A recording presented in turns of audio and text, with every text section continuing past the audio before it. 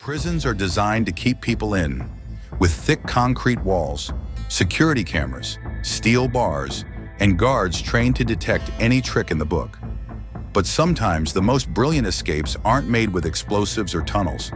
Sometimes, all you need is peanut butter. Today we dive into one of the most bizarre prison breaks in American history. The 2017 Alabama jailbreak pulled off with nothing more than confusion, timing, and a jar of Skippy. It was a quiet Sunday evening in July 2017 at the Walker County Jail in Jasper, Alabama. The jail was built to hold around 250 inmates, a relatively small facility by U.S. standards. The atmosphere was calm. Guards were running standard checks. Most inmates were in their pods. Among them was 24-year-old Brady Andrew Kilpatrick, a man with a history of drug charges, but not someone known for violence. He wasn't a mastermind criminal, but he had an idea, and all he needed was a little peanut butter. Kilpatrick wasn't alone. Over the course of several days, he and 11 other inmates began studying the layout of the jail, particularly the control panels and door numbering system. Here's how the peanut butter came into play. At Walker County Jail, each cell door had a number written above it. These numbers were used by guards in the control room to unlock doors remotely using a keypad. The inmates realized that if they could change the number above a secure door, like an exit, to match one of the regular cell doors, a guard might accidentally open the wrong one. So they did something brilliantly simple. They took peanut butter from their meals, smeared it on a metal panel above the door they wanted to open, and shaped it to match the number of Kilpatrick's cell. From the guard's point of view, the door number matched the keypad entry for what should have been a harmless cell. It was just peanut butter. No tools, no weapons, just lunch. Then came the execution. Kilpatrick waited until a new, inexperienced guard was manning the control room. He called out over the intercom and asked the guard to buzz me back in, pretending he had just been let out to shower or clean. The guard looked at the panel, saw what appeared to be Kilpatrick's cell number, and opened the door. But it wasn't a cell door. It was the outer security door, and it swung wide open. The moment the door clicked open, the inmates sprang into action. One by one, 12 men rushed out of the facility. Some bolted across the yard, others scaled fences.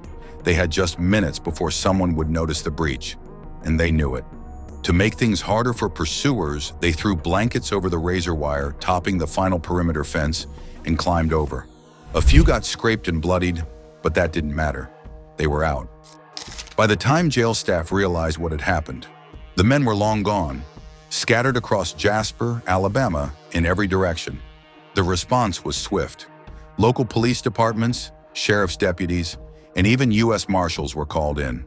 Helicopters scanned the skies. K-9 units scoured the area, and social media lit up with headlines that seemed too crazy to be real. 12 inmates escape Alabama jail using peanut butter. By morning, 11 of the 12 escapees had been captured. They were found hiding in dumpsters, woods, under houses, and in nearby neighborhoods. Cold, tired, and completely unprepared for a manhunt. But one was still missing. Brady Andrew Kilpatrick, the man who masterminded the peanut butter switcheroo, had vanished without a trace. Brady Kilpatrick wasn't your average inmate. He was smart, observant, and quiet. He had watched the system carefully and struck when the opportunity came, and now he was the only one still free.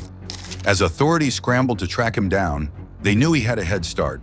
And unlike the others, Kilpatrick had planned for what came next. He didn't stick around Jasper. He got out, fast. Police later revealed that Kilpatrick had connections in Florida. Within 48 hours, they had reason to believe he had crossed state lines and was hiding in the Panhandle. The U.S. Marshals joined the hunt, coordinating with Florida law enforcement and tracking leads from informants and phone pings. The story had gone viral by now.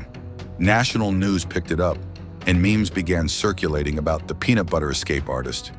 But the joke was wearing thin. Kilpatrick was still missing, and law enforcement wasn't laughing. Finally, after 5 days on the run, they got him. He was found hiding in a home in Martin County, Florida. No resistance, no drama. Just a man who had pulled off one of the strangest escapes in prison history and managed to stay free for almost a week. Back in Alabama, the fallout was immediate. The jail came under heavy scrutiny. How could something so absurd, so preventable, actually work? Sheriff James Underwood, when interviewed, admitted the tactic was clever. "You have to understand," he told reporters, "inmates are always looking for an edge. In this case, it was peanut butter. Somehow it worked." The inexperienced guard who opened the door was not publicly named, but it was confirmed he was new to the job and likely hadn't received thorough training on the control panel's quirks. The incident sparked debates about staffing, training, and budget cuts in small-town correctional facilities. The fact that such a low-tech trick could result in a 12-man jailbreak was a wake-up call for jails across the U.S. Policy changes were implemented at Walker County Jail almost immediately. Door numbers were redesigned to prevent tampering. Control systems were reviewed, and every officer, new or seasoned, was retrained on verification protocols. But the damage had been done. Some prison escapes involve years of digging, coordination, bribery, or even helicopters. This one took a spoonful of peanut butter and a moment of human error. What makes it so unforgettable isn't just the absurdity, it's how close it came to working completely. Brady Kilpatrick and 11 others proved that sometimes systems fail not because they're weak, but because people trust the system too much. In the end, they were all caught. But for 5 strange days, a guy with drug charges outwitted a secure U.S. jail with nothing but a brown smear and a plan. What do you think? Was this escape pure luck or quiet genius? Let us know in the comments. And if you want more stories where one weird detail flips an entire case, subscribe to Criminal Chessboard. The peanut butter escape didn't just make headlines, it became an internet sensation. News anchors chuckled through their segments. Social media lit up with memes. One viral tweet read, "Imagine training your whole life to be a correctional officer just to get beat by a guy with a sandwich condiment." Podcasts and YouTube creators picked it up, calling it the most Alabama escape ever. But behind the jokes was a serious question. How could the justice system be so fragile that a lunch item could expose its flaws? Criminal justice reform advocates pointed to the incident as proof of underfunding and lack of staff training in local jails. If peanut butter could get someone out of prison, what else could go wrong? Brady Kilpatrick, meanwhile, was transferred to a higher security facility. No peanut butter in sight. His charges were upgraded to include escape and tampering with security systems. His newfound notoriety meant no chance of leniency, even if his story had entertained the world.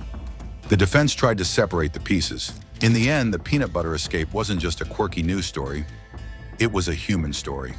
A reminder that even in the most controlled environments, creativity can find a crack. It wasn't brute force or criminal brilliance that made it happen. It was observation, timing, and the simple truth that even a jar of peanut butter can change everything, if used just right.